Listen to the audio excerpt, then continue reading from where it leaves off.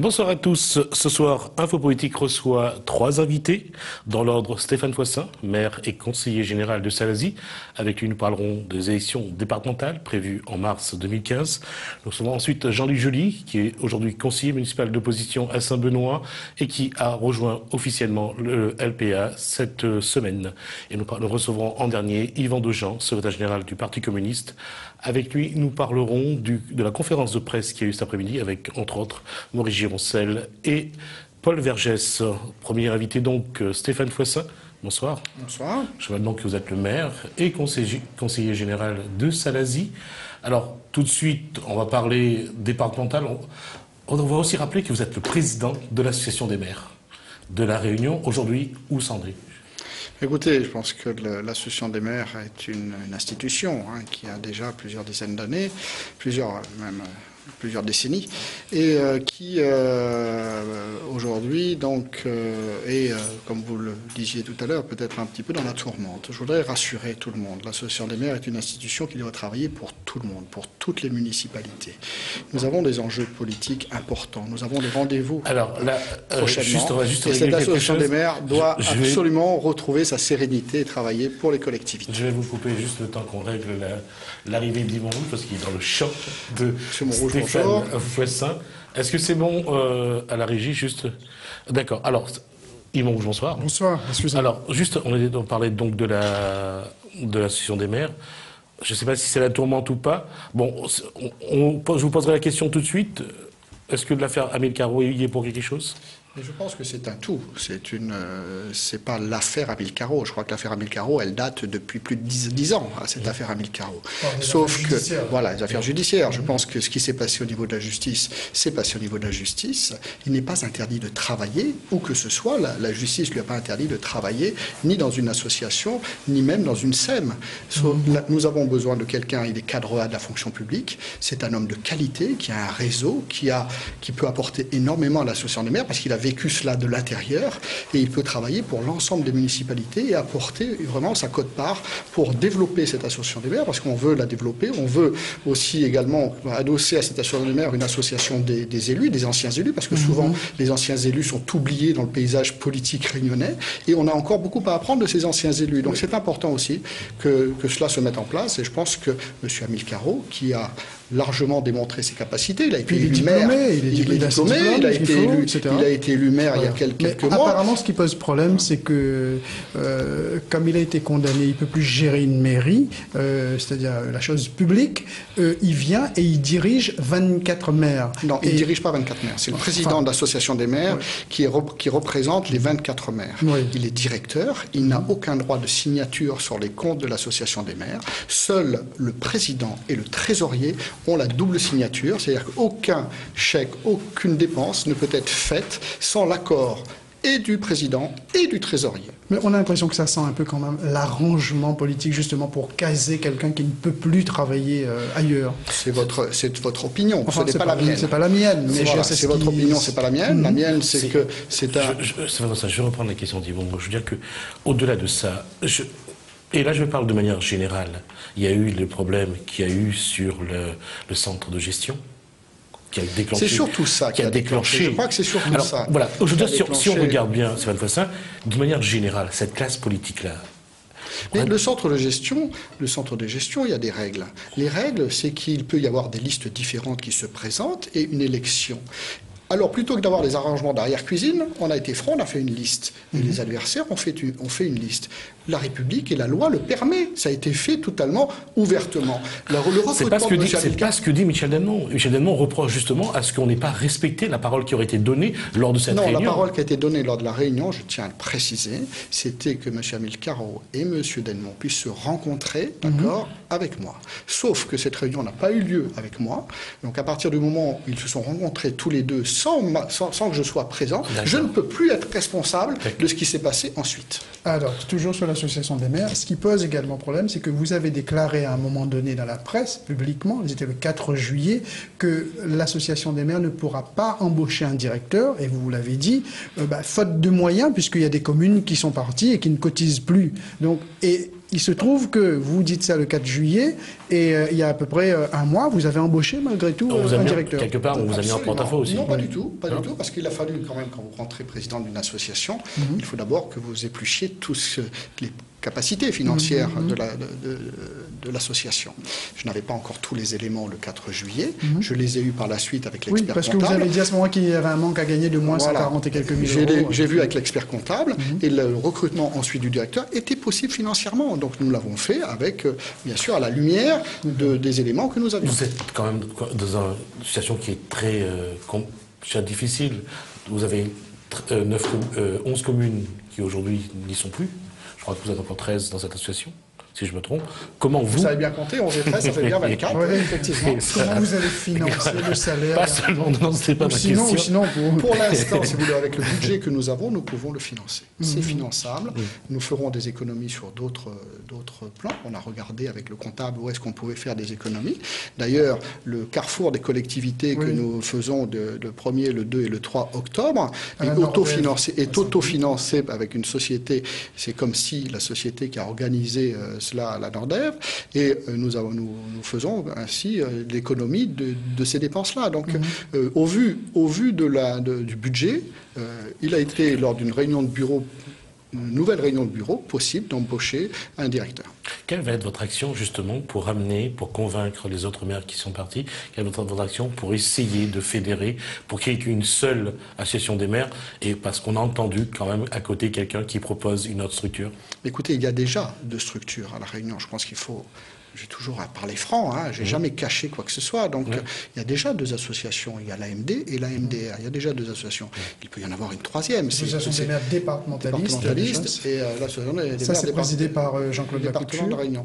C'est présidé par Jean-Claude Lacouture. D'accord. Donc, il y a la MDR. La MDR est la seule reconnue par l'AMF, qui a l'Association des maires de France. L'AMF, qui est l'Association des maires de France. Et nous voulons rassembler. Je pense que c'est vrai qu'il peut y avoir une crise politique à un moment, une crise au sein d'une association, ça peut arriver.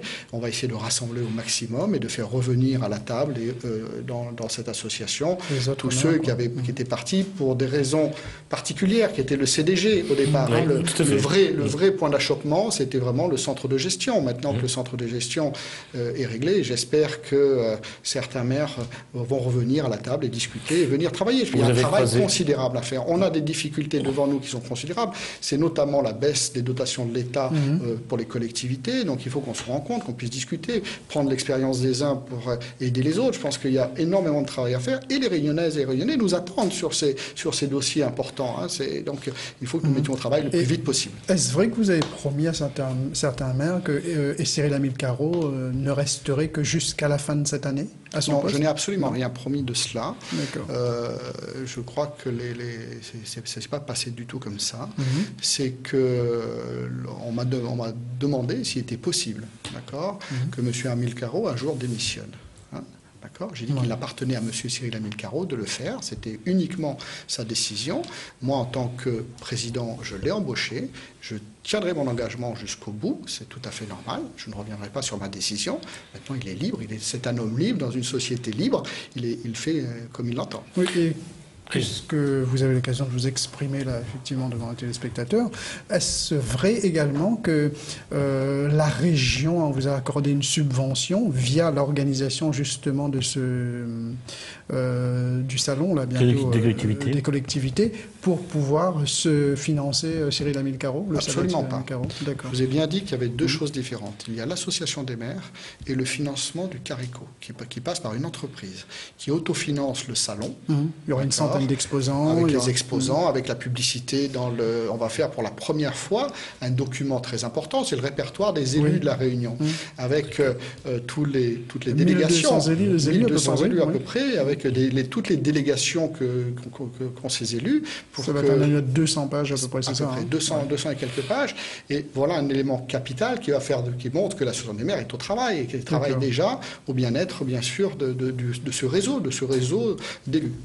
Alors, je repose ma question. Aujourd'hui, est-ce qu'il y a une politique, il y a une stratégie que vous allez mener ou que la majorité de cette association va mener pour justement Il n'y a fédérer. pas de majorité de minorité à l'association des maires. Il faut bien comprendre que l'association des maires est l'association de tous les maires. Il n'y a pas de parti, on ne discute pas politique au sein de l'association des maires.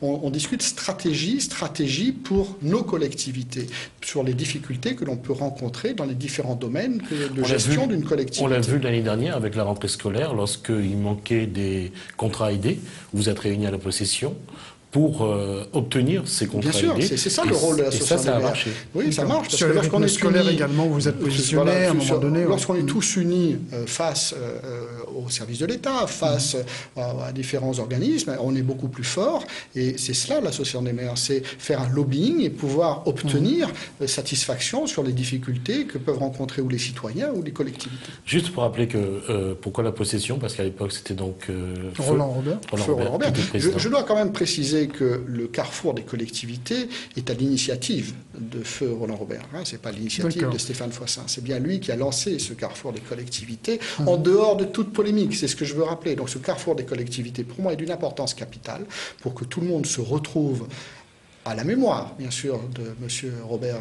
Roland Robert, pour que ce carrefour des collectivités soit une réussite et que nous ayons vraiment un vrai contact avec les entreprises réunionnaises et les élus entre eux, et également les administratifs. Parce que souvent, on les oublie, ce sont les hommes de l'ombre, les administratifs des collectivités. Et bien là, justement, c'est l'occasion que l'on se rencontre, que l'on discute et que l'on puisse rencontrer les entreprises réunionnaises. On est en période de crise et c'est important aussi que les élus réunionnais consomment avec les entreprises réunionnaises. Et c'est cela que nous voulons. Notamment pour découvrir comment ça se passe, les marchés, etc.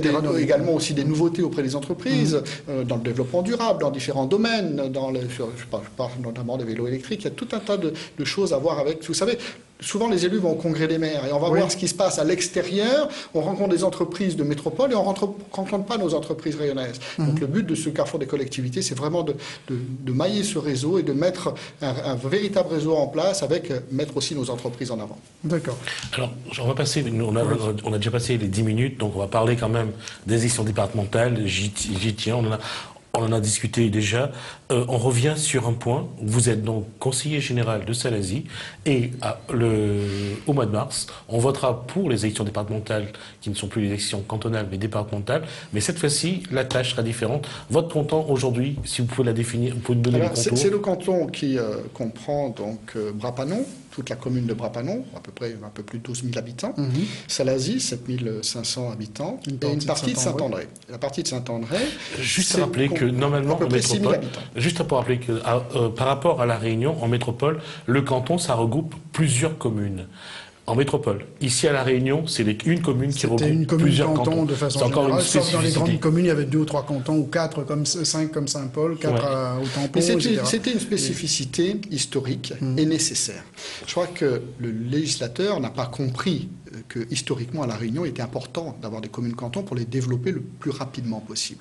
On n'a pas la même histoire qu'en métropole, où il y a depuis 800 ou 900 ans, ou des fois plus de 1000 ans d'histoire. On a une histoire qui est beaucoup plus courte. Salazie est commune depuis 100 ans. Ça fait que 100 ans que nous sommes communes. Et être commune-canton, c'est pouvoir aussi avoir la possibilité de leviers financiers supplémentaires pour la commune, pour développer nos communes. Aujourd'hui, on va avoir des... Alors, on revient sur le contour. Oui, donc, sur le contour, Brapanon, Salazie et Saint-André. Et un bout de Saint-André, c'est tout le bras des Chevrettes. C'est Bras des Chevrettes, c'est la porte des Salazes, Bras des Chevrettes, de Saint-André, et Dioré, bien sûr, qui est dans les Hauts, de Saint-André. Il y a une certaine unité, si vous voulez, puisqu'on est en contact géographique. Il y a quand même une unité géographique, mais il y a des problématiques totalement différentes. Oui, si on regarde par exemple... Unité territoriale, effectivement. Sauf que là, maintenant, avec un canton, c'est 3 cantons qui n'en feront plus qu'un seul. Sauf que sur ces 3 cantons, vous avez déjà un conseiller général à Saint-André, un conseiller général vous-même à Salazie, un conseiller général à Brapanon, c'est le maire de Brapanon, Daniel Gontier. Mais il va falloir se battre, là. Non, je pense qu'il faut que nous ayons une vision de développement des territoires. Il faut qu'on arrive à s'entendre et que l'on trouve une solution, un dénominateur commun pour qu'aucun des territoires ne soit oublié. Ni celui de Saint-André, ni celui de Salazie, ni celui de Brapanon. Il y a 4 personnes qui seront concernées pour se présenter devant les électeurs. C'est d'abord un homme, une femme, un couple, homme et femme, et ensuite 2 suppléants qui seront toujours un homme, une femme. Donc la femme aura une suppléante femme et l'homme aura un suppléant homme. Et il suffit de monter une équipe et s'entendre, et c'est là le but, de s'entendre sur le développement Sauf de ce que territoire. sur les 4, ça veut dire que déjà, nous arrivons à nous entendre au niveau de la CIREST, on peut peut-être s'entendre sur le développement du canton. À partir du moment où on s'entend sur le développement du canton et on sait ce que les uns et les autres veulent, il faudra ensuite que les conseillers généraux élus par la population défendent les intérêts, bien sûr, que, par exemple, là, il y a Stéphane Foissin-Salazie, Daniel Gontier à Rampanon, et puis certainement quelqu'un de Jean-Paul Virapoulet à Saint-André. Oui. Ça fait déjà 3 hommes, il en faut un. Et puis qui vous dit qu'à Saint-André, c'est pas une femme? D'accord. Non, il n'y a aucun souci. Je parle de Jean-Paul Virapoulet, du contraire. Voilà. Donc, effectivement, mais il peut y avoir une discussion entre nous. Je pense qu'on peut avoir des conseillers généraux. Ça aurait été mieux de faire avec les régionales? Alors, ça aurait été mieux de rien toucher du tout et d'attendre. Et je pense que, économiquement parlant, au niveau des dépenses publiques, il aurait été beaucoup mieux d'attendre 1 an, de mettre en place les conseillers entre guillemets territoriaux, si vous voulez, l'ancienne mouture ou la nouvelle mouture, de faire une élection régionale, parce qu'on va battre en brèche la parité là, au Conseil général, hein, alors qu'au départ, c'était fait pour qu'il y ait une véritable parité, et 1 an après ou 2 ans après, on ne sait pas ce que va devenir ce Conseil général. On rappelle qu'on passe de 49 cantons à 24, à 25, 50 élus. 50 élus au lieu de 48. Donc l'économie n'est pas forcément évidente. On est 49 aujourd'hui, il y a 49 conseillers généraux, il y en aura donc 50, il y en aura déjà un de plus. Bien sûr, il suffisait tout simplement, moi j'avais la solution, de laisser les cantons comme ça, que les suppléantes ou suppléants des uns et des autres montent en tant qu'élus, et qu'on divise les indemnités de chaque élu par 2. Ça aurait été plus simple, économiquement viable. Vous pensez vraiment qu'il y a des élus qui auraient accepté ça? Mais pourquoi pas? Non, je pose la question. Où est le problème? En tout cas, j'aurais été d'accord, il n'y aurait pas eu aucun souci. Et autour de vous, vous avez discuté? Et ça aurait permis de tenir jusqu'à l'échéance où il n'y aura qu'une seule collectivité. À l'aube où on va transférer les compétences, avec la loi de décentralisation, on va passer les collèges à la région, qui va gérer les collèges et les lycées. On va passer les routes départementales, vont devenir à la région, le transport aussi. Donc il va y avoir tout un pôle de compétences que le Conseil général va perdre, avec des personnes qui n'auront que le social à gérer. Alors c'est vrai que c'est une lourde tâche, le social, et c'est très important. Mais on vide quand même le Conseil général de certaines compétences, parce que l'agriculture, qui est le monde économique, va aussi probablement partir à la région. Donc vous voyez qu'on met en place quelque chose qui va durer on ne sait pas combien de temps. On ne peut pas savoir combien de temps ça va durer, mais je trouve que c'est du gaspillage. Il nous reste 2 minutes. Alors aujourd'hui, comment vous voyez cette suite? Comment allez-vous préparer ces élections? Je pense qu'il faut d'abord que les 3 maires des communes concernées se rencontrent. C'est la première chose à faire. Et qu'on essaie de trouver, comme je vous l'ai dit, ce dénominateur commun. Et il est urgent de le faire, puisque les élections sont en mars. Donc il est important de le faire, parce qu'il faut qu'on se mette en marche et que l'on soit ensemble. Il y a un travail de pédagogie également à faire, parce que vis-à-vis des électeurs, eux-mêmes, ils sont un peu perdus. Ils savent même pas où ils vont aller voter. L'intérêt de l'électeur, c'est d'aller là où la commune sera bénéficiaire et où la commune pourra obtenir satisfaction auprès de ses conseillers généraux. Et c'est ça qui est important, parce que c'est le développement qui compte. C'est pas forcément la carrière de Pierre, Paul, Jacques ou Philippe. C'est vraiment le territoire qui doit être mis au centre. Je pense que M. Jean-Paul Virapoulet est suffisamment intelligent pour le savoir. M. Daniel Gontier aussi, et moi aussi. Donc je pense qu'on peut trouver un terrain d'entente à 3. Est-ce que la droite ou le centre droit peut craindre que, comme pour les municipales 2014, que les régionales empêchent de réfléchir correctement ou de C'est une excellente chose, en tout cas, de ne pas avoir mis les régionales en même temps que les cantonales, parce que ça aurait amené au cafouillage électoral et aux difficultés, puisqu'en plus, c'est pas les bureaux centralisateurs ne sont pas les mêmes, alors ça aurait provoqué des complications. Là, les choses sont bien, il y a des élections en mars. Le paysage les cantonal discussions pourront conditionner exactement également les les régionales. Je pense que c'est aussi important. Alors, il nous reste moins d'1 minute maintenant. Vous, dans ce nouveau visage qu'aura le Conseil général à mars 2015, est-ce que vous pensez vraiment que ça va mieux aider ou ça va ralentir le développement de la Réunion? Je pense qu'à partir, comme toute nouveauté, au début, il y aura un certain flottement et certaines difficultés qu'on n'a peut-être pas encore imaginées et qui vont apparaître au fil du fonctionnement. Et dans ce canton, j'allais vous demander, vous serez candidat? Écoutez, on verra. Après la discussion, moi, je ne vais pas, en allant discuter, dire que je suis déjà candidat. Non, on va discuter pour voir qui sera quel est le couple ou le duo qui sera le mieux pour remporter ce canton. D'accord. Alors, on arrive donc à la fin des 20 minutes. Ça a été très rapide. Stéphane Voissin, merci. On va accueillir cette fois-ci Jean-Luc July, donc, à votre place. Je rappelle donc que vous êtes maire et conseiller général de Salazie et que vous serez peut-être candidat aux élections. Président de la MDR également. Oui, Merci. également président et peut-être candidat donc aux élections départementales de mars 2015. Merci à vous. Merci. Je vous souhaite une bonne Bonne soirée. soirée. Bonne soirée. Nous allons donc accueillir Jean-Luc July, donc, comme je disais, donc, conseiller municipal d'opposition à Saint-Benoît. Il est donc le deuxième, il est devenu, avec sa liste, la deuxième force de Saint-Benoît. Jean-Luc July, bonsoir. Bonsoir. On va juste rappeler quelque chose, puisque la deuxième force, d'abord vous étiez conseiller municipal adjoint de Jean-Claude Freitot. Oui. Pendant combien de temps?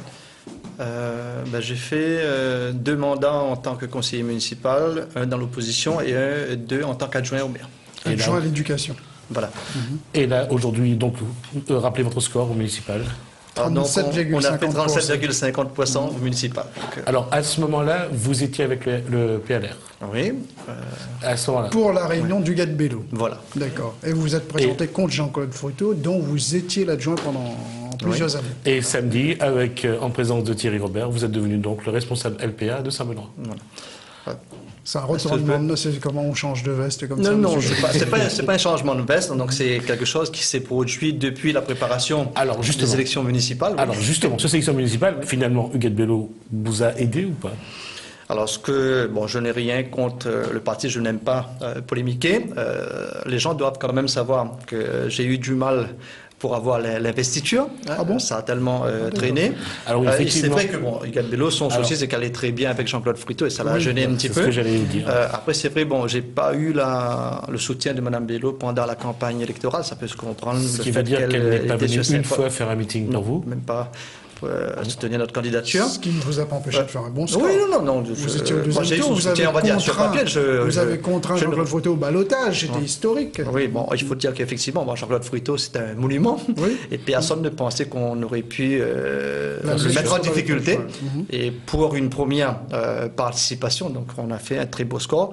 Mais, sans l'aide de Mme Bello. Sans l'aide de Mme Bello, mais c'est surtout la volonté de la population et le message que nous avons fait passer. Bien que nous ayons eu l'investiture PLR, nous avons constitué une liste avec différentes sensibilités politiques, parce que c'était vraiment un point fort que je voulais donc mettre en avant, travailler les uns avec les autres et non pas les uns contre les autres. Vous n'avez pas obtenu l'aide de Mme Bello, donc qui était PLR, mais vous étiez malgré tout investi PLR, mais vous n'aviez pas non plus le soutien de Thierry Robert LPA, et ça ne vous a pas empêché de rejoindre. Vous aviez quand même le soutien de quelques élus, de quelques personnalités de droite surtout. À ce moment-là. Pas de personnalité de droite. Des gens de droite. Des gens de droite, oui. Non, je dis le message que je veux faire passer, c'est effectivement, pendant toute cette campagne, ce qui a été marquant, c'est des gens de différentes sensibilités ont voulu dépasser le clivage politique droite-gauche. Il faut travailler les uns avec les autres. Et nous avons découvert effectivement de nombreuses personnes qui ne veulent pas non plus appartenir à un parti politique, mais qui veulent s'engager dans la vie à Saint-Benoît. Comment s'est opéré votre choix pour le LPA de Thierry Robert? Alors, donc, qu'est-ce qui vous a motivé? Après les élections. On s'est dit, il ne faut pas qu'on abandonne les 6431 personnes qui ont voté pour nous, et surtout les 55% de la population qui ont voté contre Jean-Claude Freitot. Ça, il ne faut pas l'oublier. Et aujourd'hui, des gens, après les élections, j'ai continué à rencontrer des gens, et même les gens qui avaient voté pour d'autres candidats, qui veulent travailler avec moi. Ils ont vu comment on a mené notre campagne, une campagne propre, honnête, et puis avec un bon projet pour Saint-Benoît. Et on s'est posé la question, comment rassembler ces personnes-là? Dans un premier temps, nous avons pensé à créer une association qu'on a baptisée les Citoyens Solidaires de l'Est, afin de regrouper ces personnes-là. Et puis on a senti que ce n'était pas l'outil approprié. J'ai réuni l'ensemble de mes colistiers et de mes militants pour poser le problème, comment on va se positionner, comment faire pour rassembler toutes ces personnes-là. Et puis, donc, à une très large majorité, les gens ont dit, on s'adhère au LPA, parce que c'est une structure qui se trouve au centre, où on peut rapprocher les gens de droite et de gauche, mais surtout, on veut dépasser le clivage de droite-gauche et on veut travailler avec l'ensemble de la population. Aujourd'hui, j'ai aussi des camarades qui me disent « Je veux travailler avec vous, Monsieur Julie, sans pour autant être affilié à un parti. » Et ces gens-là, même s'ils ne sont pas au LPA, ils sont les bienvenus, on continue à travailler avec avec l'ensemble des personnes. Donc le LPA, c'est pas parce que Thierry Robert a de l'argent, il s'en c'est pas parce qu'il est arrivé avec un gros chèque pour pouvoir faire fonctionner... Derrière, il nous a dit « Ne comptez pas sur l'aide financière. » Non, c'est pas le souci. Non, moi, il faut que les gens comprennent vraiment ce qu'on veut, nous, c'est pouvoir rassembler tous les gens de bonne volonté, qu'ils soient de droite, de gauche ou sans étiquette. C'est surtout ça notre volonté. Il y a quelque chose que je ne comprends pas. C'est un petit peu contradictoire pour moi, parce que quand vous avez tenu votre conférence de presse ce week-end, vous avez dit « J'entends dépasser les clivages gauche-droite », et vous avez dit tout de suite après que PLR était trop marqué à gauche. C'est ce que les gens nous disent, oui. D'accord. Mais vous venez de gauche, vous n'avez rien contre la gauche. Non, moi je n'ai pas de souci. D'ailleurs, on l'a bien dit samedi, pour bien marquer qu'on veut dépasser tout ça. La section LPA de Saint-Benoît est co-dirigée par deux personnes, donc M. Vital Payet, qui est marqué de droite, et moi de gauche, pour montrer qu'effectivement, on peut travailler ensemble. Alors, d'abord, votre action au conseil municipal. Aujourd'hui, comment vous menez votre action de conseiller municipal d'opposition et surtout de chef de file de l'opposition de Saint-Benoît? Alors, donc, comme nous l'avons dit dès le départ, nous allons travailler avec intelligence, c'est-à-dire, nous sommes là dans une opposition constructive. Nous voulons travailler pour la population. Tous les dossiers que nous jugeons bons pour la population seront approuvés. Nous nous opposerons à ceux que nous pensons ne pas être bénéfiques pour la population, et nous faisons aussi des propositions. Et par contre, là, nous sommes un peu gênés parce que depuis 3 mois, il n'y a pas eu de conseil municipal. Il n'y a eu que le conseil municipal d'investissement. Enfin, quand on a eu les 3 conseils, on va dire obligatoires, le premier où on a fait l'élection du maire, le deuxième où on a voté le budget primitif, et le troisième où on a voté le budget, le compte administratif. Et jusqu'à présent, il n'y a plus rien. Vous avez voté le budget, vous êtes... Nous sommes abstenus. Abstenus, d'accord. Alors, aujourd'hui, quelle va être votre démarche? Maintenant, vous êtes positionné sur l'échiquier politique, on sait que vous êtes LPA. Quelle va être votre démarche? Juste avant LPA, le choix de Thierry Robert, c'était pas parce qu'il avait un compte à régler avec Huguette Bello, parce que non, c'est surtout pas ça. Moi, je veux surtout rassurer les gens. Notre adhésion au LPA n'est pas une action contre le PLR. Donc, j'ai porté les couleurs du PLR, je ne les renie pas, donc j'en suis fier. Sauf que la situation actuelle veut qu'il faut qu'on trouve une structure pour pouvoir rassembler. Vous avez eu Huguette Bello après les élections au téléphone? Vous avez échangé? D'après les élections, aucune nouvelle d'Huguette Bello du parti. D'ailleurs, je n'ai pas été invité à l'Assemblée Générale ni à la réunion qui a eu lieu le samedi à Saint-Benoît. D'accord.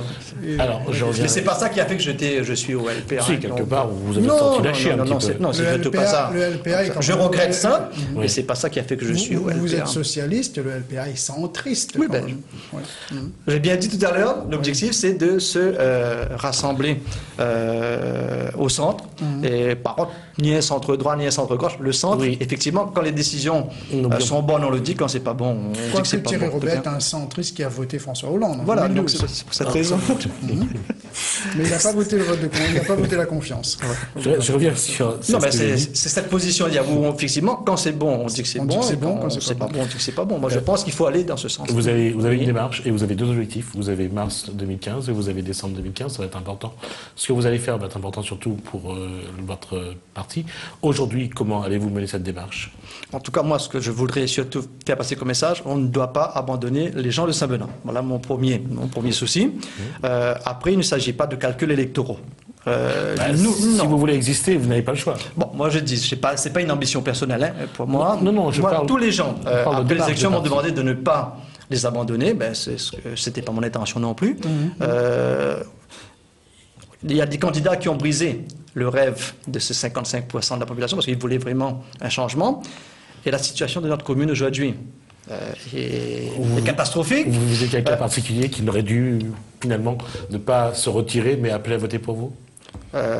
Oui, mais c'est ce que la population voulait. Effectivement, vous êtes le leader de l'opposition aujourd'hui de par votre score, 37,50% des suffrages. Ça, c'était au 30 mars 2014. Mais dans l'opposition, il y a également Tarek Dalel qui est UMP. Est-ce que vous travaillez ensemble? Avec M. Dalel pour l'instant, non, mais on a quand même de bonnes relations avec les autres élus de son groupe. Et pourquoi pas avec Tariq Dalel? Il y a un problème de personne? Non, c'est particulier. Je ne vais pas rentrer dans les détails. Oui, on ne va pas parler. Sinon, on va dire du mal. On va dire du mal de quelqu'un et il est pas là. Je vais revenir à ce que je disais. C'est qu'aujourd'hui, comment justement, vous serez-vous, voilà, je reviens à la question de tout à l'heure qu'on a posée à Stéphane Foissin. Il y a les élections départementales. Quelle sera votre position? Alors, on va veiller effectivement à ce que notre groupe politique soit présent à ces élections dans les 2 cantons, pour l'instant au niveau cantonal, parce qu'on doit travailler pour améliorer la situation de ces gens. Et c'est vrai que le Conseil général, l'une de ses compétences, c'est l'action sociale, la solidarité, et les gens de Saint-Benoît en ont bien besoin. Donc nous serons présents, nous essaierons de gagner ces élections. Maintenant, qui sera candidat? Ce sont les adhérents de la section qui vont voter. Je serai candidat à la candidature et après, donc... vous serez candidat... que ça va être un canton qui va... Justement, vous serez candidat à la candidature sur le centre, sur le canton qui sera au centre, ou Sainte-Anne, Sainte-Rose et Saint-Philippe, sachant qu'il y a le Grand Brûlé qui sépare Sainte-Rose et... Je n'ai pas encore choisi, on verra avec l'ensemble des personnes concernées. De même, nous avons essayé de joindre le maire de Sainte-Rose, nous n'avons pas encore eu de rendez-vous puisqu'il est concerné. Effectivement, il faut qu'on arrive à travailler de manière concertée pour l'ensemble des territoires. Et surtout, il ne faut surtout pas que les petites communes soient lésées. C'est un risque de cette réforme. En tout cas, vous serez candidat à la candidature. Ça, voilà, ça c'est sûr. D'accord. Et on revient sur la posture des régionales. Aujourd'hui, est-ce que Thierry Robert. Non, je dis tout de suite, si je suis élu conseiller général, je ne postulerai pas à un poste de conseiller régional. J'ai toujours dit et répété, je ne veux qu'un seul mandat. Pour moi, un homme, un mandat. C'est clair. Vous pensez qu'un homme, un mandat, cette posture-là, ça peut marcher chez les hommes politiques? En tout cas, chez moi, oui. D'ailleurs, je l'avais dit moi, si j'ai été élu maire, donc je n'aurais pas postulé au poste de conseiller général. Et c'est vraiment le travail en équipe. Je pense que toutes les personnes ont des compétences et il s'agit donc de les valoriser aussi. Et puis surtout de travailler en équipe et non pas une seule personne qui est au-dessus de tous les autres. Comment allez-vous travailler avec Thierry Robert? En tout cas, j'ai été agréablement surpris donc, du contact que j'ai eu avec lui. Donc ça c'est très simple, ça s'est très bien passé. Avant le municipal, vous ne l'aviez pas vu, vous ne connaissiez pas vraiment, hormis le personnage public évidemment. Hein, non. Et puis là, il est venu sur Saint-Benoît, bon déjà ça. Ça s'est très bien passé, un très bon échange avec les adhérents. C'est pas très loin. Hein, comment? Saint-Benoît, c'est pas loin, il est venu sur Saint-Benoît. C'est un peu les plus près, vous me direz. Il y a la route des camarades. Non, mais en tout cas, on a aimé l'échange qu'on a eu, surtout sa volonté, sa pugnacité. Hein, donc, parfois, les gens lui reprochent de trop s'exprimer, mais au moins, il y a un élu qui s'exprime. Les autres élus, on a l'impression qu'ils se font élire, et après, ils n'interviennent plus. Alors, sur Saint-Benoît, j'allais vous demander, effectivement, vous disiez qu'il n'y a eu que 3 conseils municipaux. Comment c'est la situation depuis les dernières municipales? Alors moi, je suis inquiet pour l'avenir de notre ville. On entend un petit peu des manifestations partout, des gens qui réclament de donner des emplois, Saint-Denis, même il y a eu un petit mouvement à la Cressonnière à un moment donné. Mais Saint-Benoît, c'est calme. Je pense que Saint-Benoît, on a cette particularité. Les promesses ont été tenues, alors, on a la particularité qu'on ne bouge pas assez. Bon, je ne pousse pas non plus les gens à manifester, hein, mais il est vrai que les gens sont un peu dépités actuellement. Ils sont amorphes comme la municipalité, où il ne se passe rien. Et c'est vrai que les employés communaux, eux, ils attendent leur 13e mois, chose que le maire leur a promis. Et je dis aussi, c'est un petit peu grâce à moi, puisque c'est moi qui avais proposé ça de mon programme au premier tour et que Jean-Claude Fruiteau a repris au 2e tour. Cela veut dire que si Jean-Claude Fruiteau n'était pas au 2e tour, il n'y aurait pas eu le 13e mois pour les employés communaux. Mais là, il y en a pas là pour là, on ne sait pas, puisque apparemment, la commune se trouve dans une situation financière assez difficile, puisque je vois, on a même bloqué. Puisque vous êtes conseiller de l'opposition, vous avez vu... On a vu le budget, sauf qu'après, ce qui se passe, comment rendre les recettes, on ne sait pas, puisqu'on a bloqué des inscriptions au périscolaire pour arrêter de recruter des animateurs. On n'a pas renouvelé des contrats aidés alors que c'était une promesse du maire et on ne recrute plus de contrats jusqu'à la fin d'année et puis surtout on ne voit rien venir. Moi-même qui suis à la commission d'appel d'offres, il n'y a aucun projet pour l'instant. Et sur les rythmes scolaires, puisque ça c'est votre domaine, quel est comment vous voyez ce qui est moi, je suis un peu désolé. Vous, l'ancien socialiste. Un peu désolé. Non, moi, je suis tout à fait pour la réforme, bien que j'ai dit, si on arrivait à mettre pleinement en place les programmes de l'éducation nationale, les programmes de l'école maternelle et de l'école élémentaire, où tout est prévu dans ce programme, on n'aurait pas eu besoin de faire la réforme des rythmes scolaires. Maintenant, qu'il n'y a pas, donc on l'a fait, je pense que ça favorise l'égalité vraiment d'accès à la pratique sportive, artistique et culturelle. Sauf qu'au niveau de Saint-Benoît, ce que je constate, c'est qu'on a régressé par rapport à l'année dernière. Logiquement, on devrait être au-dessus. On a expérimenté pendant la première année. Et là, d'après tout ce que j'entends dans les écoles, ça se passe moins bien que l'année dernière. C'est surtout sur le périscolaire, le fameux TAP, qui a un souci. Ouais. Et là, c'est là où il manque des budgets, de toute façon. Après, là, je ne sais pas, est-ce que c'est une question de budget? Je me demande si c'est une question de volonté, de motivation. Je ne sais pas, je ne sens plus. Moi, j'étais effectivement très motivé. J'ai commencé à travailler à la préparation, de la mise en œuvre de cette réforme. Et puis, bon, après, on m'a enlevé ma délégation. J'ai pas eu l'occasion de mettre en place ce sur quoi j'ai travaillé. Il nous reste 3 minutes. Vous, comment allez-vous procéder? Comment allez-vous travailler avec la population? Et comment allez-vous préparer les échéances à venir? En tout cas, depuis les élections, je continue à être près de la population, puisque je suis dans la rue tout le temps. Je rencontre les gens dans les supermarchés, quand je fais ma marche sur le sentier du littoral. Et puis, ils ont compris là, votre passage du PLR au il faut qu'on explique. Et puis, il y a les gens. Je reçois les gens tous les mardis après-midi, donc à ma permanence. Et puis, je suis encore dans les associations. Donc, j'ai dit aussi, être dans les associations, c'est une façon d'aider la population. On n'a pas besoin d'avoir un titre d'élu pour aider la population. Mais quel projet allez-vous proposer pour Saint-Benoît? Alors, notre projet, il était bien fait, puisque apparemment Jean-Claude Fruiteau s'en inspire maintenant. Je prends juste un exemple. On a un gros problème, nous, à Saint-Benoît, c'est l'embouteillage. Oui. Et ça, on l'avait souligné pendant la campagne électorale. On avait même dit qu'il fallait prolonger la 4 voies depuis la rentrée de la ville jusqu'à la Rabine Sèche. Il n'avait pas parlé de ça. Et là, maintenant, il parle du boulevard Yobec, qui est le même projet.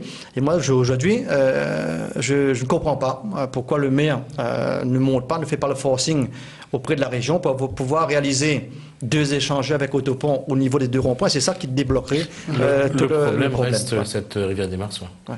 Cette rivière il faudrait avoir une double. Non, mais s'il y a l'autopont, où les voitures ne s'arrêtent plus, il y a ceux qui passent au-dessus, ceux qui passent au-dessous, donc ça désengagerait facilement la circulation. Il faut défendre la région. C'est la région qui finance. Après, c'est aussi les services de la mairie. Il faut les services de la mairie qui portent le projet auprès de la région. Vous qui êtes leader de l'opposition municipale à Saint-Benoît, est-ce que vous discutez avec Jean-Claude Fruiteau? Il vous est arrivé depuis... comme je vous l'ai dit tout à l'heure, on le voit très, très rarement, comme la population. Mais moi, en tout cas, je n'ai pas un problème personnel avec Jean-Claude Fruiteau. Donc, c'est quelqu'un que je respecte comme je respecte n'importe quel citoyen. Ce que j'ai dénoncé, c'est le fait, effectivement... qu'il avait mis Saint-Benoît entre parenthèses. Il n'a plus la même motivation pour le développement de la ville et il est moins présent sur Saint-Benoît. Vous voulez dire qu'il est, en tant que député, il est souvent à Paris, vous voulez dire? Voilà, non, il a privilégié sa fonction de député et puis il a laissé tomber la mairie. Il nous reste moins d'1 minute. Ma question, aujourd'hui, qu'est-ce que vous voulez changer à Saint-Benoît? Si on regarde à Saint-Benoît, donc c'est déjà redonner un dynamisme au sein de la mairie, puisque je sens que les services sont amorphes, il n'y a pas d'impulsion, il n'y a pas de nouveaux projets. Moi, je regrette vraiment que Jean-Claude Fruiteau ait été réélu, puisqu'il y a dans la population des gens qui voulaient le changement, mais surtout pendant cette campagne électorale, ça m'a permis de rencontrer des gens de sensibilités différentes, mais qui ont vraiment une capacité, des projets pour notre ville. Et mon leitmotiv à moi, c'est vraiment pouvoir travailler avec ces gens-là, leur permettre de réaliser des projets. D'ailleurs, j'accompagne certains citoyens à la CIRES, parce qu'il y a des dossiers qui relèvent de la CIRES, pour pouvoir faire avancer les dossiers. Vous êtes en train de me dire je suis désolé, on arrive au bout de 20 minutes. En tout cas, on sera auprès de la population pour les accompagner sur ce chemin-là. Jean-Louis Joly, merci. On est arrivé au terme. C'est moi qui vous remercie. Oui. Je rappelle donc que vous êtes chef de file de l'opposition municipale à Saint-Benoît et que depuis samedi, vous êtes donc co-gérant, co-responsable de la section LPA de Saint-Benoît. Voilà. Merci à vous. Je vous demande donc de nous quitter. Donc, bonne soirée à vous. Donc, nous allons maintenant accueillir Yvan Dejean, donc secrétaire général du Parti communiste. Le PCR a fait une conférence de presse cet après-midi avec Maurice Gironcel et Paul Vergès. Donc nous allons parler de ce qui a été dit. Rappelons quand même que Paul Vergès a aussi fait une conférence de presse avec l'Alliance mardi. Mardi, il a donc plutôt critiqué la route du littoral. Là, c'est l'action du gouvernement. Je ne sais pas si Yvan Dejean a eu le temps d'écouter la conférence de presse, ne serait-ce qu'une partie du président de la République qui actuellement donc fait une conférence de presse devant plus de 400 journalistes. Bonsoir Yvan Dejean. Bonsoir. Alors finalement, ce gouvernement, c'est vraiment pas le bon pour vous aujourd'hui. En tout cas pour le PCA et l'Alliance. Ce gouvernement et ce président de la République pour lequel vous avez voté. Vous savez, il faut comprendre que c'est un gouvernement qui, depuis 2 ans et demi, est aux responsabilités. Et il faut se souvenir que lors de la campagne des élections présidentielles, nous étions le 1er avril 2012 à Saint-Louis. Père Lafosse. Au cimetière du Père Lafosse, tout le monde s'en souvient. On voit au niveau du rond-point du Golfe. Et à cette occasion, c'était un beau meeting d'ailleurs, François Hollande, qui était candidat, avait pris des engagements. Sur le tram-train, notamment? Il avait pris des engagements sur le tram-train, il avait pris des engagements sur la réforme territoriale, il avait pris des engagements sur la transition énergétique, il avait pris un certain nombre d'engagements. Et nous avons jugé sur ce qu'il avait dit. Avant 2 ans et demi après, finalement, donc... 2 ans et demi après, les promesses n'ont pas été tenues. Et il faut en tirer toutes les conséquences. À 2 ans et demi, cette fois-ci, du prochain renouvellement des élections présidentielles, qui est la plus importante sous la Ve République. Nous en sommes là. Quels ont été les éléments principaux que vous avez dit lors de la conférence de presse de cet après-midi? Écoutez, c'était de faire un peu le point après sur le vote de confiance. Sur le vote de confiance, d'observer que c'est quand même particulier que sous la Ve République, et au bout de 5 mois d'un gouvernement, entre Valls 1 et Valls 2, il y a eu le 8 avril, Valls 1. Entre-temps, il y a eu la visite du président de la République ici à La Réunion. Il y a eu, donc il y a 48 heures, le vote de confiance avec la déclaration de politique générale. Rien de neuf, c'est la confirmation d'une ligne garde le cap. Libérale. Hein, c'était la une majorité étriquée quand même. C'est la conséquence de l'orientation nouvelle qui a été prise par le président de la République lors de sa conférence de presse du 14 janvier. C'est de la mise en œuvre et rien de nouveau qui viendrait redonner un peu d'espoir à une population qui souffre. Vous êtes comme les frondeurs, c'est trop libéral selon vous? Nous avons notre position réunionnaise. Nous savons très bien qu'il y a des problèmes très graves en France. Mais pour nous, ici, les problèmes sont plus que graves, ils sont dramatiques. Et je ne vais pas vous rappeler les chiffres qu'on connaît tous, le chômage, les problèmes de logement, les problèmes d'illettrisme. Et il y a beaucoup de questions qui ne sont pas réglées. Comme par exemple, on va revenir si vous voulez, il y a les problèmes de la filière Cannes, il y a les problèmes des partenariats économiques, il y a les problèmes de l'octroi de mer. Ce sont des problèmes fondamentaux pour le pays et aucune réponse n'a été apportée jusqu'à maintenant. Il a donné quand même des garanties lors de sa dernière visite aux agriculteurs, puisque... Écoutez, il faut être sérieux.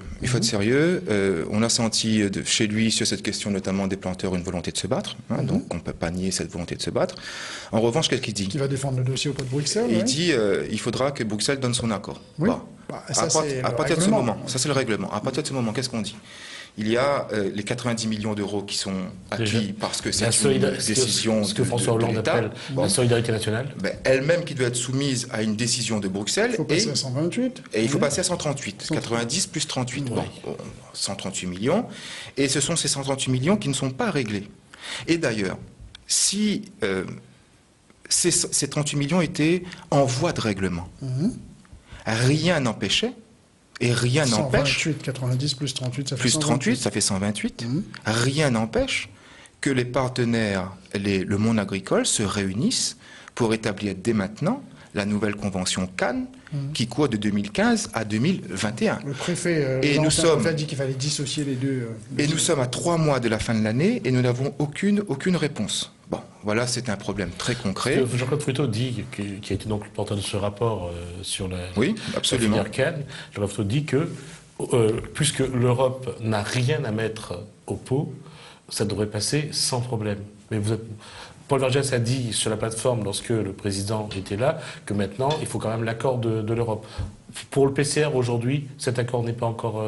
Rien n'est calé. Il faut dire la vérité aux Réunionnais. On peut pas raconter des histoires aux planteurs. Et la preuve qu'on ne peut pas leur raconter des histoires, c'est qu'en ce moment même, beaucoup d'entre eux, vous en connaissez, on en connaît tous, ils vont voir leur banque. Pour la replantation, pour la mécanisation, pour un certain nombre de choses. Et qu'est-ce que les banques disent ? Oui, mais le cadre n'est pas réglé. Donc on ne peut pas vous avancer des sous compte tenu que c'est une culture qui quand on plante un bout de canne, bah oui, c'est pas un bout de canne qu'on plante pour une année, c'est un bout de canne qu'on plante pour 6 ans, pour 7 ans. On connaît comment ça se passe. Hein. Donc rien n'est réglé et il y a des inquiétudes. Alors, il y a quand même une chose que je veux dire, je ne sais pas si ça va vous blesser, mais aujourd'hui, vous êtes présent dans la presse, vous faites vos conférences de presse, vous dites que ce gouvernement-là ne répond pas aux attentes des Réunionnais, ne répond pas aux problématiques de la Réunion, c'est un fait. Mais est-ce que quelque part, vous n'avez pas l'impression de prêcher un peu dans le désert ? La lutte, elle est toujours difficile. Rien n'est simple en politique. Et bien souvent, les messages ne sont pas audibles, compréhensibles, et la population ne voit pas dans nos messages l'application concrète. Et cette application concrète qui touche au porte-monnaie. Bon, il faut continuer à se battre. Nous sommes un parti qui a 55 ans d'existence. Nous avons des fois été aux responsabilités, des fois nous n'avons pas été. On a perdu beaucoup de temps. On a jusqu'à 2010, on était beaucoup aux responsabilités. Non, figurez-vous que depuis 1959, date de création du Parti communiste réunionnais, avant d'obtenir les premiers mandats, la mairie du Port, c'était en 71, la mairie de Saint-Leu en 71, donc entre 59 et 71, il y a eu un laps de temps. C'est vrai que la situation a changé. Nous ne nions pas que nous avons connu des échecs importants. Nous ne nions pas que notre message n'a pas été assez audible et compréhensible par l'opinion. Et ça relève de notre responsabilité collective. Et nous nions pas non plus qu'il y a eu au sein du Parti communiste réunionnais de profonds désaccords qui ont conduit à des scissions. L'opinion n'a pas compris, l'opinion nous a sanctionnés. Maintenant, à nous de faire l'effort. Justement, qu'est-ce qui vous fait croire que vos messages vont être audibles cette fois ? Maintenant que vous n'êtes plus du tout quasiment au pouvoir, on structure notre parti. Ouais. On structure notre parti. On a quasiment une vingtaine de sections dans l'île. On essaie d'être présent dans les médias. D'ailleurs, on vous remercie de nous inviter à chaque fois que vous pouvez pour expliquer notre projet, en tout cas nos ambitions pour le pays. Vous restructurez le parti dans la perspective des prochaines départementales, des prochaines régionales aussi ? Pas seulement. C'est un problème qui n'est pas lié seulement aux élections. C'est un problème de nature politique. C'est que la Réunion ne peut pas se passer d'un parti communiste réunionnais. La Réunion ne peut pas se passer du parti communiste réunionnais. Nous avons une histoire. Nous avons été quand même les promoteurs des luttes qui ont fait avancer la culture, des luttes qui ont fait avancer le Maloya, par exemple, la liberté d'expression, la liberté d'opinion. Mais aujourd'hui, justement, aujourd'hui, ce qui se passe, c'est que notre jeunesse, elle ne connaît pas les combats du Parti communiste réunionnais. Elle pense que nous sommes un parti électoraliste, purement électoraliste, qui est là pour notre pomme, etc. Je ne dis pas que ça n'a pas été le cas. Je suis clair avec vous, je ne dis pas que ça n'a pas été le cas, mais il y a une part de l'histoire que nous portons en héritage, tous collectivement, c'est le fruit du combat du parti. Ce n'est pas la bataille d'Yvan Dejean, c'est la bataille des anciens qui nous ont précédés, qui nous accompagnent aujourd'hui, et nous essayons de porter un nouveau projet et de donner à la Réunion un nouveau cap. Et on a l'impression que tout le monde identifie le parti à Paul Vergès. Et comme Paul Vergès, il n'est pas c'est une figure historique, et je ne pourrais pas non plus le nier. Aujourd'hui, il joue son rôle de sénateur à nos côtés, il nous accompagne, et j'en suis très heureux. À chaque fois qu'il peut nous donner des conseils, et c'est très bien. C'est peut-être ça aussi aujourd'hui, je veux dire avec Elie Waro. Claude Waro est aujourd'hui effacé parce qu'il a quitté, peut-être pas la politique, mais il n'est plus à la mairie de Saint-Louis. Paul Vergès, on voit quand même que ces messieurs qui ont dépassé les 60... non, Claude Waro n'a pas 70 ans, mais Elie Waro aussi. Il a 70 ans. Ouais. Paul Vergès aura 90 ans. Vous imaginez, cette longévité, c'est extraordinaire en politique. 2015, là, c'est... Est-ce que... non, mais... Comment allez-vous faire justement cette transition entre cette génération-là qui a vécu les grands moments d'histoire de la politique et du développement économique et la génération qui arrive qui doit aussi porter cette relation que certains cadres ont eue avec l'argent et qui aujourd'hui fait obstacle. Les gens voient le problème avec l'argent, mais ne voient pas la part de l'héritage dont vous parlez. Dans votre propos, il y a plusieurs questions qui s'entremêlent les unes aux autres. Bon, on va essayer de clarifier les choses. Comment se passent nos rapports avec les dirigeants historiques du parti? Ça se passe très bien. Chacun est à sa place, chacun joue son rôle. Et il y a des débats entre nous, on n'est pas toujours d'accord. Hein. Chacun joue son rôle. Il ne faut pas croire que c'est toujours la vie en rose entre nous. Hein. Paul Vergès fait une conférence de presse le mardi, le PCR fait une conférence de presse le jeudi. Chacun joue son rôle. J'ai l'impression que parfois que la jeune génération essaie quand même d'exister, quoi. Dans un orchestre, la vie en rose, c'est pas la bonne métaphore. Pour nous, non. C'est plutôt la vie en rouge, parfois. Pour nous, non. Alors, dans un orchestre, il y a quoi? Il y a le batteur, le guitariste, celui qui joue des cymbales. Mais qui joue faux, là. Eh bien, écoutez, on essaie de collectivement d'avoir de faut pas que ça tout soit mettre en harmonie ouais. et d'avoir une symphonie qui plaît à l'opinion. Voilà l'image qu'on peut employer. Deuxième question, comment exister? La symphonie n'a pas plu en mars dernier, ça c'est un fait. Oui. Il fallait encore régler peut-être les instruments, ouais, c'est pas encore bon. Il y a toujours des réglages à faire dans un parti, quel qu'il soit. Et globalement, nous sommes dans une situation où il y a une profonde crise idéologique, qui se traduit par une crise démocratique, une crise de citoyenneté. Les gens n'y croient plus, et on peut parler comme on veut. Des fois, on dit vous parlez la bouche ouverte parce que ce que vous dites. Les élus promettent trop. On est en pleine actu.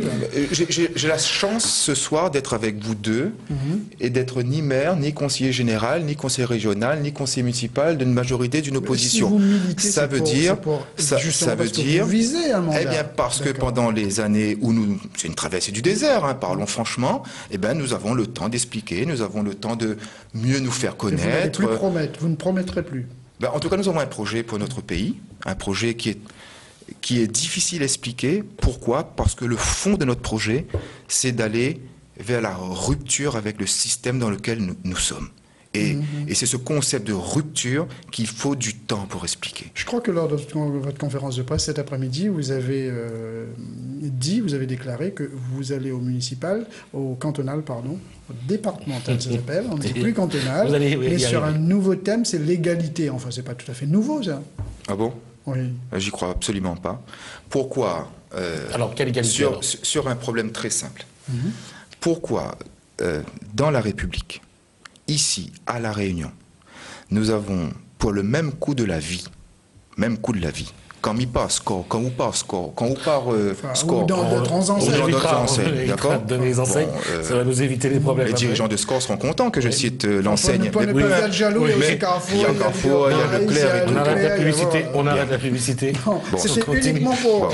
Je continue mon propos en étant plus sérieux. Oui, dans une grande surface. Quand nous allons dans une grande surface, quelconque, et que nous payons un sachet de sucre, c'est le même coût pour tout le monde. Pourquoi alors certains bénéficient de revenus majorés? Là, c'est la surrémunération. Et d'autres pas. C'est une égalité la plus criante. Pourquoi? Parce que dès 1946, dès le vote de la loi de 1946, qu'est-ce qui était posé comme problème? C'était la promesse d'égalité. La promesse d'égalité entre les citoyennes et citoyens d'une même république. Tel n'est pas le cas aujourd'hui. Et ça fait combien de temps que ça dure? 68 ans. L'égalité, sur ce plan, qu'est-ce que nous disons concrètement? Et il faut tordre le cou aux idées reçues. Il ne faut surtout pas supprimer la surrémunération, parce que ça viendrait bouleverser toute l'économie de l'île et on ne peut pas se le permettre. Nous disons en revanche, faisons une étude du coût de la vie, réellement, et appliquons le différentiel à tous les revenus, à celles et ceux qui perçoivent les minima sociaux, à celles et ceux qui perçoivent les petites retraites, pour que nous assainions une situation qui n'a que trop perduré. D'ailleurs, hier, pas plus tard qu'avant-hier, excusez-moi, dans son discours de politique générale, j'ai ici le document, en page 6. Le Premier ministre dit « Le point fondamental pour l'avenir, c'est de gouverner et un combat pour l'égalité. » Il a écrit noir sur blanc. Effectivement. Et ici, en page 12, excusez-moi, et ici, nous vivons des inégalités les plus criantes. Que se passe-t-il, par exemple, pour les APE? Les accords de partenariat économique qui sont des accords d'intégration économique et monétaire. On est en train de discuter sur notre dos sans consulter une seule fois les Réunionnais. Que va-t-il en ressortir pour nous? Que va devenir le petit commerçant? C'est qui? Ben, c'est le pouvoir. Le pouvoir. Le pouvoir. C'est l'exécutif parisien. Ils discutent en notre nom sans nous consulter une seule fois. Pensez-vous que cela est raisonnable? Ce n'est pas fait à preuve d'égalité. Eux, ils savent, mais nous, on ne sait rien. Bon, voilà des exemples concrets sur lesquels on se bat. Là, on a des sénateurs, on a des députés, justement, pour alimenter mais ils n'y sont pas associés. Ils n'y sont absolument pas associés. Quelle est la représentation réunionnaise qui discute de ces accords? Il n'y a absolument Ceux pas. Qui ont été Vous voulez dire que ils n'y sont pas associés. Les parlementaires socialistes. Le pouvoir exécutif n'associe pas les Réunionnais à la discussion. Il y a à travers les gens pour qui les Réunionnais ont voté, les députés. Non, il n'y a pas de représentation. parlementaires. Il n'y a pas de représentation du Lion Rouge. Elle n'existe pas. On prend un autre exemple. Il s'agit. Vous sous-estimez les 5 députés socialistes? Vous sous-estimez Huguette Bello? Vous sous-estimez Thierry Robert, les sénateurs, dont Paul Vergès? Oui, on n'est pas dans le même débat là. C'est pas qu'il y a une sous-estimation des uns ou des autres. C'est que le pouvoir central ne met pas nos parlementaires, nos représentants dans les discussions pour défendre nos intérêts. Ça n'a rien à voir avec s'ils font bien ou pas leur travail. Voilà un deuxième problème. Enfin, sur l'octroi de mer, on nous dit que c'est maintenu jusqu'en 2020, je finis là-dessus, et on nous mettra devant le fait accompli. On ne sait absolument pas ce qu'il en sortira dans les mois qui viennent. C'est un danger le plus absolu, et c'est d'ailleurs Jérôme Isotier qui disait, s'il y a une modification des taux qui ne vont pas dans le président de la dire, qui ne va pas dans le bon sens, ces taux ne vont pas dans le bon sens, c'est quasiment 3000 emplois qu'on perdra. Voilà la réalité, voilà le sérieux dans lequel on est. Une chose que je veux revenir dessus. Aujourd'hui, vous demandez une forme de surrémunération pour le privé. Nous disons que le coût de la vie est le même pour tous. À partir de ce moment-là, faisons une étude concrète du coût de la vie. On ne supprime pas les avantages acquis. Et c'est pas raisonnable, et on applique ce différentiel à tous les revenus. Après, c'est vrai que le PCA a changé le discours aussi, parce que dans les années 90, avec le plan de développement actif, il était question de supprimer la surrémunération, de la mettre dans une caisse commune, etc.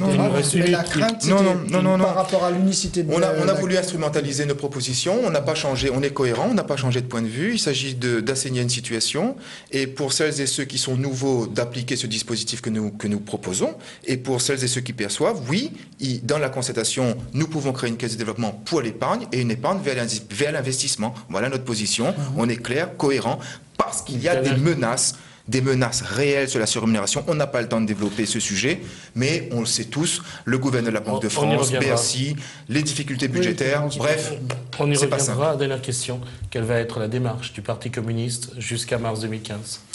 Ça veut dire qu'on est à 6 mois des élections cantonales, nous avons vocation à être partout, et nous serons partout où nous pouvons être dans le pays. Pour les élections régionales, faisons élection après élection, et nous verrons bien. Vous serez candidat, vous, au cantonal, au départemental? Je serai là où les camarades me demandent d'y être. C'est la règle. Et c'est la règle qui vaut pour tout le monde. Yvan Deschamps, merci. Donc, je vous en prie. Vous êtes secrétaire général du Parti communiste. C'est nous qui vous remercions pour l'invitation. Et qu'aujourd'hui, donc, vous avez tenu une conférence de presse avec Maurice Gironcel. Et Paul Vergès et Liwaro. Et Maurice Gironcel était sur Sainte-Suzanne. Il s'est excusé parce qu'en dernier moment, le nouveau préfet de la Réunion était sur Deux-Rives. Et tout naturellement, il a souhaité accompagner le nouveau préfet sur sa commune. Merci. Je vous en prie. Merci pour votre collaboration. Et puis, un peu tardif. Bonne soirée. Oui, on va s'habituer aussi à ça. Non, je suis arrivé en retard. La régie vous attend juste en bas. Donc, merci à vous de nous avoir suivis. Merci pour votre fidélité. On vous donne rendez-vous la semaine prochaine avec d'autres invités. Merci pour votre fidélité. Merci aussi à l'équipe technique. Et on vous souhaite une bonne soirée. Continuez bien votre soirée sur Télé Créole. Bonsoir chez vous.